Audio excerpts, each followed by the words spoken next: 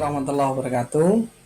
Alhamdulillah pada hari ini kita bisa bertemu kembali di dalam materi konsep dan aplikasi otomata. Pada kesempatan kali ini kita akan membahas tentang bagaimana proses pembentukan sebuah kalimat. Proses pembentukan sebuah kalimat kemarin kita sudah belajar, kita sebut sebagai proses derivasi. Nah, jadi hari ini ya kita akan membahas bagaimana proses derivasi dari beberapa produksi yang ada kemudian menjadi kalimat.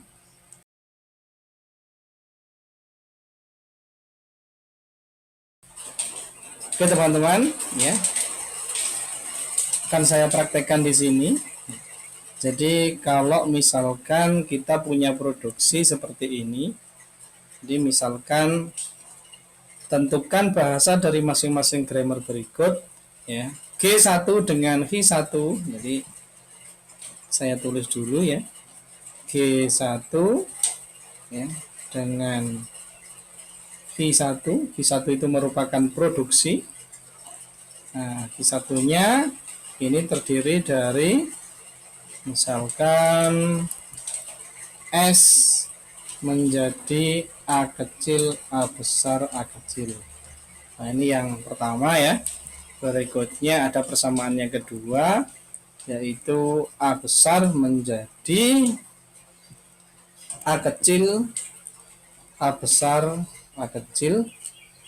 Kemudian ada persamaan yang ketiga, yaitu A besar menjadi A kecil. Nah, seperti ini.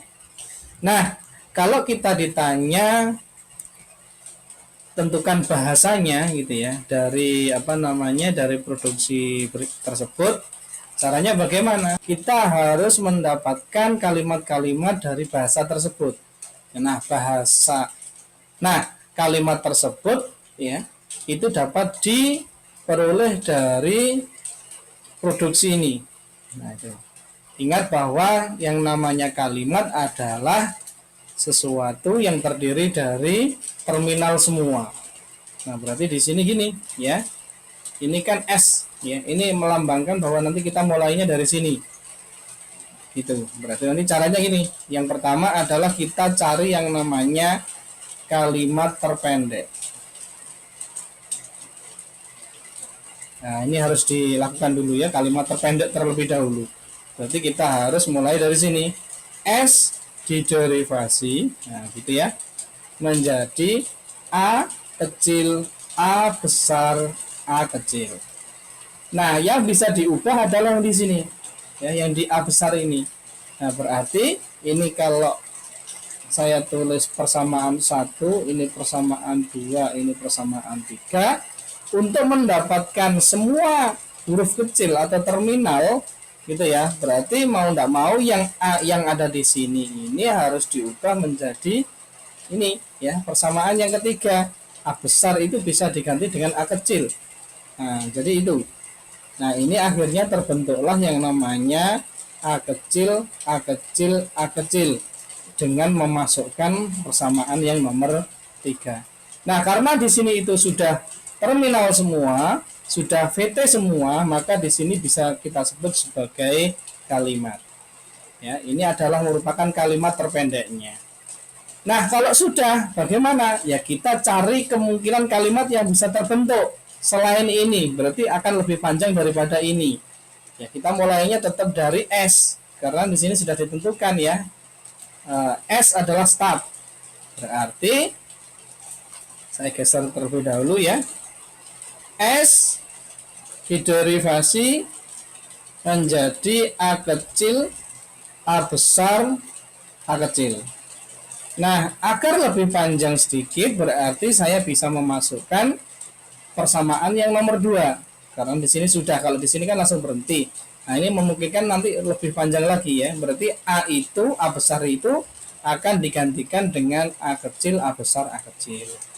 Nah, berarti nanti di sini ya kita masukkan ke persamaan yang kedua. Ini akan menjadi A kecil. Nah, A besar ini tadi diganti dengan A kecil, A besar, A kecil. Berarti begini. A kecil, A besar, A kecil. Nah, kemudian yang di sini turun ya. A kecil.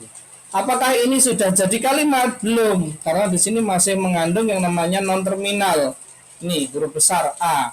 Nah, berarti biar menjadi semua terminal kita bisa memasukkan persamaan yang nomor 3 tadi. Nah, disinilah jadinya A kecil, A kecil, A kecil, A kecil, A kecil. Nah, di sini jadi kalimat. Ya, karena sudah huruf kecil semua.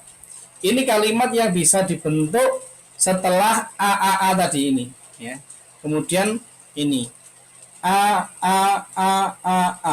ya. Nah, terus kalimat berikutnya apa yang bisa dibentuk? Ya, silahkan berkreasi. Contohnya gini. Nih, saya lanjutkan lagi di sini ya. S diderivasi menjadi A kecil, A besar, A kecil. Ini nanti kita masukkan ke persamaan yang kedua. Berarti ini jadinya adalah A kecil, A kecil, A besar, A kecil, A kecil. Nah, kita iseng lagi ya, ini dimasukkan ke persamaan kedua. Boleh Pak? Boleh. Karena tadi kan ada huruf A besar itu bisa digantikan dengan A kecil, A besar, A kecil. Ya, berarti kalau dimasukkan ke persamaan yang kedua, ini jadinya adalah A kecil, A kecil, A kecil, A besar, A kecil, A kecil, A kecil. Nah, dan seterusnya nanti. Nah, kalau kita lihat di sini polanya ternyata sama ya antara ruas kiri dan ruas kanan setelah A. Nah, berarti nanti ya, ini kita bisa teruskan sampai keinginan kita dan akhirnya kalau mau jadi kalimat harus dimasukkan persamaan 3 tadi. Nah, misalkan dari sini aja lah cukup ya. Nah, ini saya masukkan A, berarti A kecil, A kecil, A kecil, A kecil, A kecil, A kecil. Nah, di sini. Nah, ini sudah jadi kalimat. Oke. Saya sarankan ya dalam pembentukan derivasi untuk menentukan apa namanya bahasanya itu apa, Anda harus menerjemahkan produksi yang ada seperti ini itu minimal 3 ya, 3 kalimat agar kita tahu polanya. Nah, bagaimana Pak caranya kalau kita disuruh menentukan bahasanya? Nah, bahasa itu adalah rumus yang bisa menaungi ketiganya ini, gitu. Nah, kita tulis dulu di sini ya. Bahasa L gitu ya, language dari G1 grammar tadi. Nah, ini adalah bagaimana? Kita teliti di sini. Ini A. Ini yang paling pendek ya. Kemudian hasil yang kedua adalah A. Nah, ini. Kalau kita perhatikan kan di sini ada A1, kiri kanannya sama ya. Kemudian di sini kalau di sini A1, ini 2A, ini juga 2A kan gitu ya.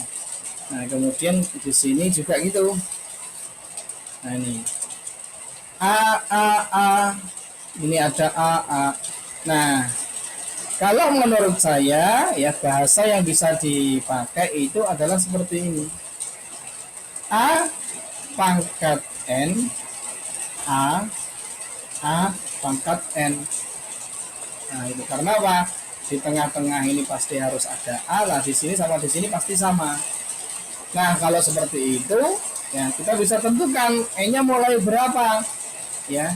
N lebih besar sama dengan 1. Nah, itu.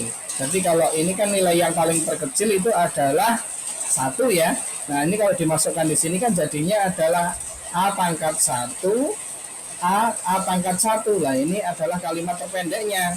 Jadinya adalah A. Sama seperti yang tadi. Masuk dah berarti. Ya. Kalau misalkan N-nya adalah 2, gitu ya. Bagaimana Pak? Ya berarti A pangkat 2, A pangkat 2. Gitu. Nah, kalau seperti ini berarti bisa diterjemahkan menjadi A.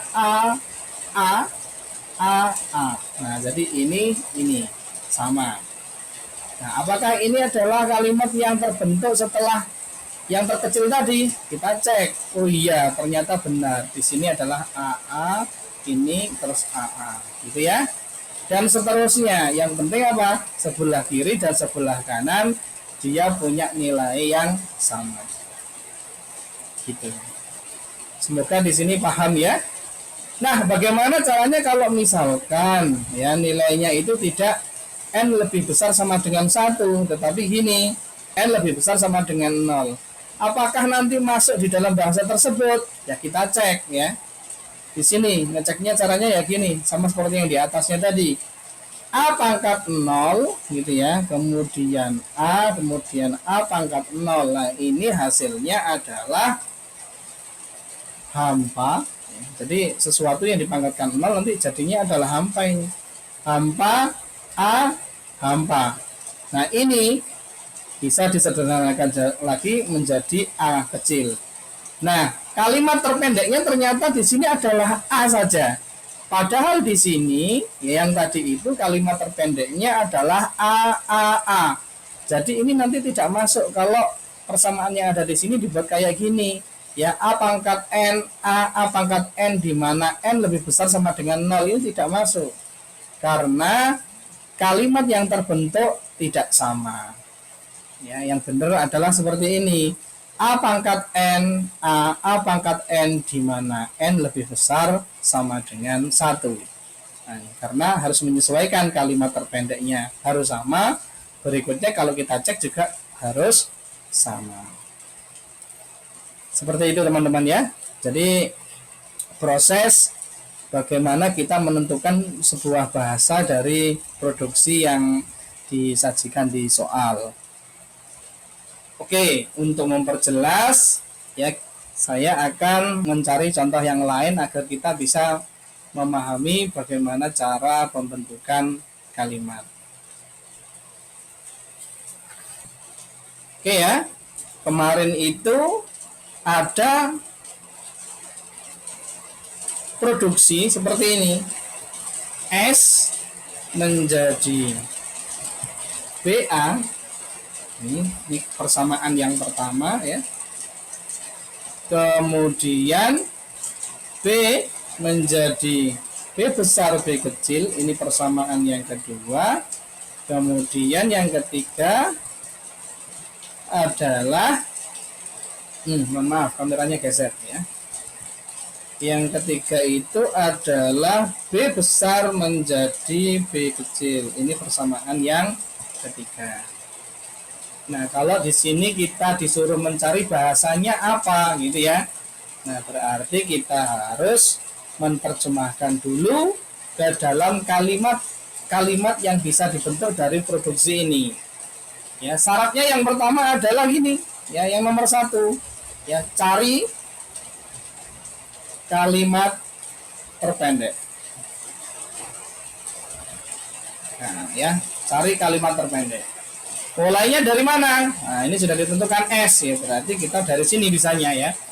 S diderivasi menjadi B besar A kecil.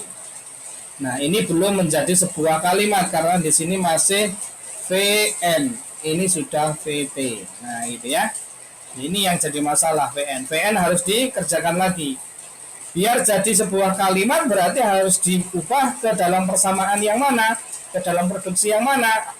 Kalau ini nanti jadi besar lagi, ya mau nggak mau harus di sini. Nah, berarti ini bisa dimasukkan di persamaan yang ketiga atau produksi yang ketiga. Jadinya di sini adalah ya B itu bisa diubah menjadi B kecil, berarti BA. Jadilah sebuah kalimat. Ini adalah kalimat terkecil ya, terpendek dari persamaan atau produksi ini yang di atas. Nah, berikutnya kalau sudah ketemu kalimat terpendek, kita mencari kemungkinan-kemungkinan lain yang bisa dibentuk. Ya, saya di bawahnya yang nomor 2 kita coba membentuk kalimatnya. S diderivasi menjadi B besar A kecil. Nah, biar lebih bervariasi, ini bisa dimasukkan ke dalam persamaan atau produksi yang ini. B menjadi BB. Nah, berarti di sini jadi ini diterjemahkan tadi itu ya. Derivasi B menjadi B besar B kecil. Nah, sisanya yang di sini turun. Nah, Tuh. Nah, biar ini menjadi kalimat bagaimana? Ya, oh mohon maaf ini tadi persamaan yang kedua ya. Ini biar jadi sebuah kalimat ini masukkan produksi yang ketiga. Jadinya adalah B tadi jadinya adalah B kecil. Nah, berarti di sini jadinya adalah B kecil A. Ya, ini jadi kalimat karena sudah huruf kecil semua atau VT semua. Gitu. Nah, apakah sudah cukup Pak seperti ini? Saya kira belum ya. Untuk mengira-ira ini masih kurang ya. Kita harus tambahkan lagi kemungkinan mungkin yang ketiga. Nah, yang ketiga. Bolehnya ya tetap dari S. S diderivasi gitu ya menjadi B besar A kecil. Kemudian di sini kita masukkan ke dalam proses yang nomor 2. Berikutnya di sini ya jadi B besar B kecil A kecil. Nah, kemudian ini kita masukkan lagi yang persamaan nomor 2 yang memungkinkan untuk dikembangkan ya. Berarti di sini jadinya adalah B besar B kecil A kecil ya. Jadi ini yang B sama B ini terjemahan dari B ya, yang ini turun, yang ini turun. Ini belum jadi kalimat ya. Biar jadi kalimat ini terakhirnya jadi yang ke persamaan yang 3. Berarti di sini B kecil A gitu ya. Nah, ini baru jadi kalimat. Nah, apakah sudah kelihatan polanya? Ya, kalau sudah kelihatan boleh kita simpulkan. Ya, kalau sudah silahkan disimpulkan, tapi kalau belum ya harus diterjemahkan lagi. Ini saya kira ya, ini sudah bisa disimpulkan. Jadi kalimat terpendeknya adalah BA, kemudian di sini B-nya bisa berulang-ulang itu ya, sampai tidak terhingga. Kemudian A-nya tetap 1 yang paling belakang. Nah, gitu. Berarti nanti kita bisa buat rumus kayak gini. Saya geser ya. Nah, di sini L gitu ya, bahasa dari G2 sama dengan ya loh teman-teman, di sini B pangkat N kemudian 1A di belakang ya. Nah, B pangkat N A. Nah, dan di mana N itu sama dengan berapa? Ya, lebih besar ya, lebih besar sama dengan 1. Karena apa?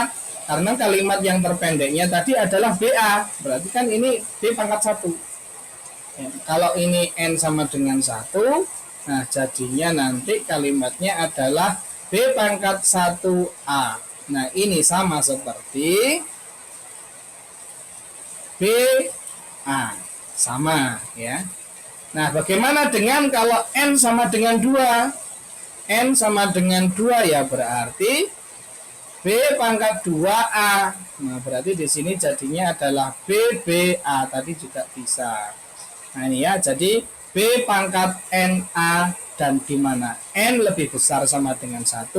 Inilah bahasa dari produksi S menjadi BA, B menjadi BB, B menjadi B kecil. Jadi seperti itu teman-teman ya. Harapan saya Anda dari 2 contoh ini sudah bisa menarik kesimpulan ya. Oh, ternyata dari produksi gitu ya, itu kita bisa menentukan bahasanya seperti apa. Jadi bahasa itu adalah formula yang bisa menaungi semuanya. Nah, menaungi siapa? Menaungi kalimat yang terbentuk. Nah, kalimat-kalimat yang terbentuk seperti ini kan pasti ada aturannya, grammarnya yang kemarin kita pelajari itu. Bahwa SBA, kemudian BBB, kemudian B menjadi B ini kemarin kalau nggak salah ini adalah RG. Ya. Jadi aturan RG, grammar RG gitu ya, dari produksi ini ternyata bisa menghasilkan kalimat yang seperti ini. Ada BA, ada BBA, kemudian ada BBBA. Nah, bahasanya bagaimana ya? Berarti bahasa yang bisa menaungi kesemuanya ini. Nah, L G2 sama dengan B pangkat NA. di mana N lebih besar sama dengan 1. Nah, jadi ada keterkaitan antara satu produksi gitu ya, yang kedua kalimat, yang ketiga adalah grammar, kemudian yang keempat adalah bahasa. Oke teman-teman, jadi begitulah proses pembentukan sebuah kalimat ya, derivasi seperti ini. Pembentukan sebuah kalimat itu derivasi, tandanya kayak gini ya. Dan ujung-ujungnya kita bisa menentukan bahasa. Semoga Anda bisa paham ya. Nanti jika ada pertanyaan bisa diulas di pertemuan di kelas online.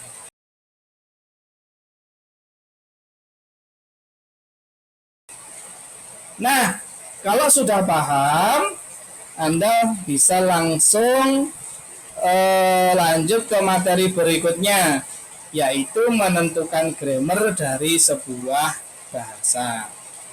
Nah, kalau menentukan grammar dari sebuah bahasa itu, ya kebalikan. Kita hanya tahu bahasanya saja. Misalkan kayak tadi itu, ya, kita hanya diberi tahu LG sama dengan B pangkat NA, di mana N lebih besar sama dengan 1. Ya wis, hanya diberitahu kayak gini. Nah, kita disuruh menentukan kira-kira itu grammarnya itu apa dan produksinya apa, itu juga bisa. Nah, caranya bagaimana Pak? Ya caranya kita harus mencari kalimat yang bisa dibentuk dulu ya, kayak gini tadi. Berarti ya apa kalau misalkan ini N lebih besar sama dengan 1 ya, berarti kan nilai pertama atau kalimat terpendek yang bisa dibentuk adalah N sama dengan 1 ya. Nah ini jadinya adalah B pangkat 1A. Nah ini jadinya adalah BA. Nah gitu. Kemudian yang kedua, kalau N sama dengan 2, hasilnya adalah B pangkat 2A. Ini jadinya adalah BBA. Nah, kalau di sini N sama dengan 3, di sini jadinya adalah B pangkat 3A. Ini jadinya adalah BBBA. Nah, kalau kita sudah tahu kalimat yang bisa dibentuk, berarti kita harus mengira-ira ya, ini itu kira-kira bisa dihasilkan dengan produksi yang seperti apa. Kalau misalkan Anda nggak tahu yang produksi yang tadi itu ya, berarti kan kita harus mengira-ira itu ya. Ya apa ya caranya ya. Nah, kemungkinan bisa seperti ini. Ini tiap orang nanti hasilnya juga beda, tidak apa-apa ya, tidak masalah. Misal ya, saya pakai S menjadi B besar ini ya, B besar A besar, boleh enggak? Jawabannya boleh ya, sah-sah saja. Nah biar jadi kayak gini ya apa, berarti ya harus ada tambahan produksi. Oh ternyata A itu bisa diubah menjadi A kecil gitu ya, kemudian B itu bisa diubah menjadi B kecil. Nah, jadi kalau ini dimasukkan nanti jadi ini bisa ini ya. Menjadi kalimat yang pertama ini bisa. Kalau diderivasi kan jadinya gini nanti. S diderivasi menjadi B besar A besar. Nah, A-nya diganti dengan yang ini, berarti nanti jadinya adalah B besar A kecil. Nah, kemudian B-nya diganti dengan yang ini. Akhirnya membentuk yang namanya B kecil A kecil. Nah ini jadi ini sama. Tapi dengan produksi yang kayak gini toh, gitu ya, yang ini saja belum bisa membuat kalimat yang ini BBA. Bagaimana caranya ya? Berarti ini kan harus ada sebuah perulangan di sini ya. Nah berarti di sini kita bisa tambahi teman-teman ya. Produksinya kita tambahi 1 B ini ya. Ini menjadi B besar B kecil. Boleh. Nah akhirnya apa, kalau mau membentuk BBA nanti kayak gini produksinya. S derivasi B besar A besar gitu ya. Kemudian di sini A kecil, B besar. Nah, biar ini double, berarti bagaimana? Ya, ini masukkan persamaan yang ini atau produksi yang ini. Jadinya adalah B besar, B kecil, A kecil. Nah, biar jadi B kecil A, ya berarti ini dimasukkan yang ini. Berarti jadinya adalah B kecil A. Jadi ini sama yang ini tadi nyambung. Ini sama yang ini nyambung, ya. Masuk. Begitu juga nanti kalau bisa membentuk BA, saya kira bisa yang karena bisa diulang. Nah, ini sedikit beda dengan yang tadi, ya kan? Nah, ini berarti apa ini bentuknya? Grammarnya apa? Tadi kan disuruh membentuk menentukan grammarnya ini kira-kira apa? Ya kita teliti. Ini VN, ini VN, ini VN, ini VN semua satu.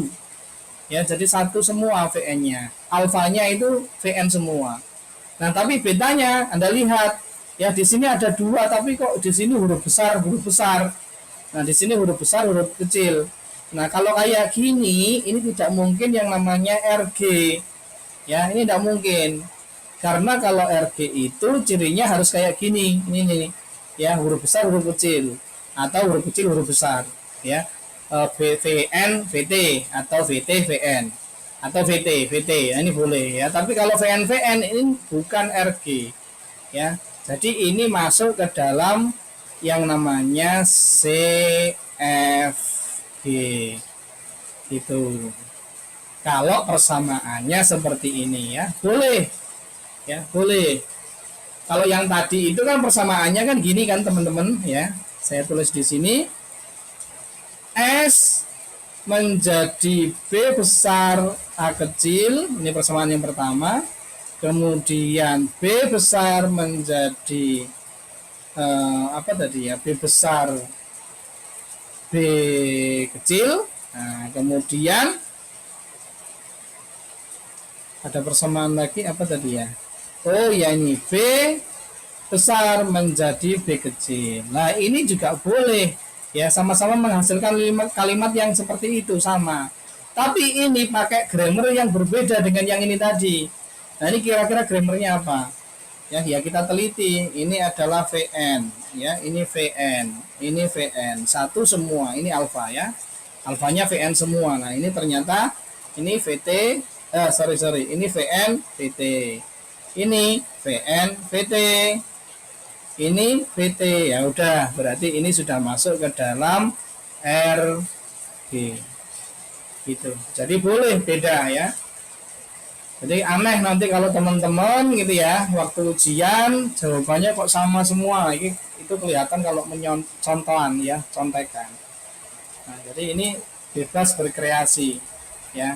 Tapi nanti ujung-ujungnya akan menghasilkan bahasa yang sama ya, dan kalimat yang sama, tetapi grammarnya berbeda. Kan boleh saja ya, kayak saya ya berbicara satu maksud gitu ya, saya pakai SPOK gitu ya. Nah, Anda pakai SP kemudian objeknya diberi keterangan lagi, diberi objek lagi, boleh. SP kemudian SPOK, boleh, tapi maksudnya sama. Nah, ini contohnya juga sama ini ya, ada yang pakai RG, ada yang pakai CFG. Itu teman-teman ya. Saya kira contoh yang sederhana ini bisa mewakili Anda belajar tentang konversi dari produksi gitu ya, dari produksi menjadi sebuah kalimat dalam proses derivasi.